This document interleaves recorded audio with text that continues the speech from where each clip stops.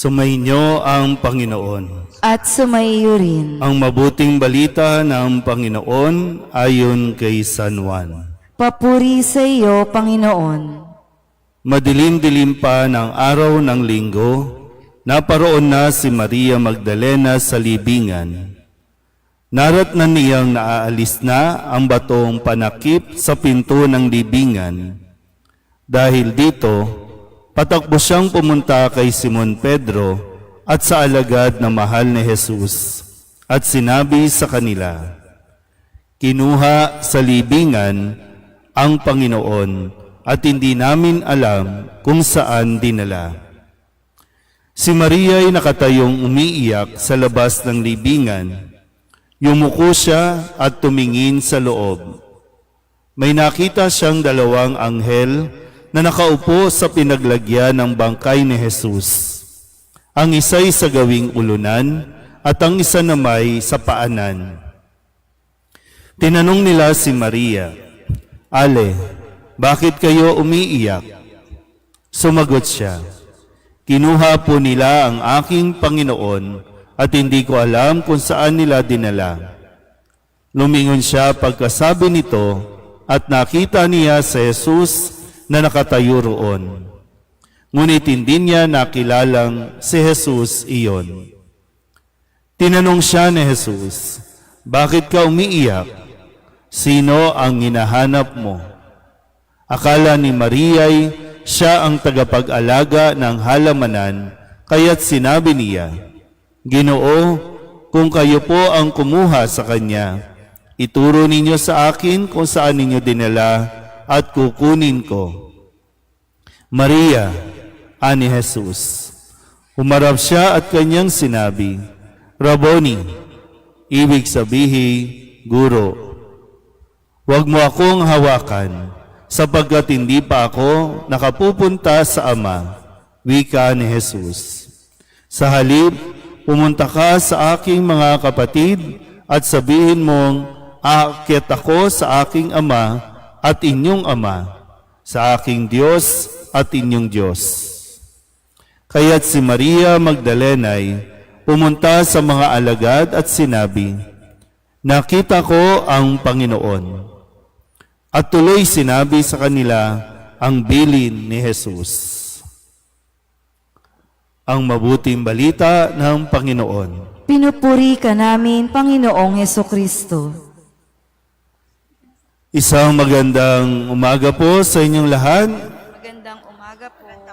Bagamat marami po sa atin ang lubog sa tubig, kulang sa tulog, no? Dahil sa pag-aabang kung saang bahagi pa ng bahay may tutulo at pag lumabas ka naman, baha. No? Pero ganun pa man, tayo po ay magpapasalamat pa rin sa Panginoon sa lahat ng biyaya na Kanyang binibigay sa atin sa araw-araw, kahit na madalas ay sinasayang natin ang mga biyayang ito. Sa araw na ito ay pinagdiriwang natin ang kapistahan ni Santa Maria Magdalena. Itinuturing at tinawag ng simbahan na Apostle to the Apostles o alagad ng mga alagad.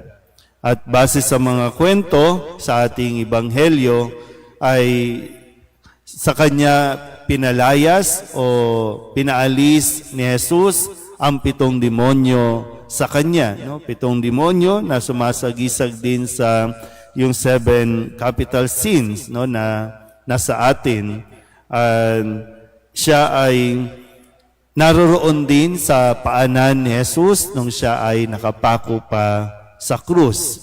At ang isang matingkad, no, na maaari nating matutunan kay Maria Magdalena ay yung pananatili niya sa kanyang minamahal.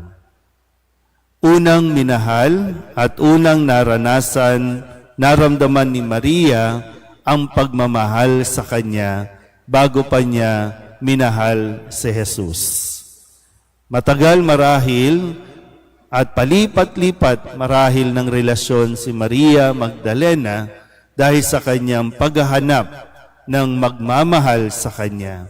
Kung kaya't nang matagpuan siya ni Jesus at siya'y mahalin, hindi na ito umalis sa kanya kahit gaano pa man naging mahirap para sa kanya ang pagsunod kay Kristo. Kaya nga po hanggang sa libingan ay sinundan ni Maria si Jesus nang siya po ay pagkalooban din ng biyaya na makita ang pagkabuhay ni Jesus, ipinagpatuloy niya ang misyon na ibinigay sa kanya ni Jesus. Unang misyon, no? Kaya nga siya rin po ay tinuturing din na unang misyonero na siyang nagpahayag sa mga alagad na nabuhay na si Kristo. So ngayon po, no, pwedeng pagnilayan din natin na lalong-lalo na no, kung tayo po ay nahihirapan na makita yung kahalagahan natin, pakatandaan natin na kung si Maria Magdalena na itinuring ding makasalanan ay minahal ni Kristo, tayo rin ay mamahalin at patuloy na mamahalin ni Kristo. Sa Kanya lang, no? Marahil pwedeng masabi natin na hindi pa natin ito natatagpuan kasi hinahanap pa natin sa kung kani-kanino, sa kung saan-saan ang pagmamahal na gusto lang natin maranasan na umaabot sa punto na tayo ay nagkakamali na, nagkakasala na at lalong mas naliligaw, nawa ay makita din natin na tayo po ay minamahal ni Kristo. At kung matanggap na natin ito, nakakatiyak din naman na magiging kompleto na tayo. Magiging okay na tayo. Na parang ang pagmamahal ni Jesus ay sapat para tayo makadama ng kapanatagan sa ating kalooban. Hanggat hindi natin ito nakikita, kung ano-ano ang gagawin natin at kung saan-saan tayo mapapadpad sa paghahanap lang ng pagmamahal. Kaya nga maging sa ating unang pagbasa sa awit ni Solomon, no, ito yung awit ng isang taong naghahanap ng kanyang minamahal. At nang masumpungan nito, naging masaya at matiwasay ang kanyang pang-araw-araw na buhay. Muli, paalala sa atin, una tayong minahal ng Diyos at ang pagmamahal na ito ay sapat para ipagpatuloy natin ang mabuhay at pagpatuloy ang misyon na nakaatang sa atin. Ang pag-ibig ng Diyos ang magpapaalab sa ating buhay. Amen.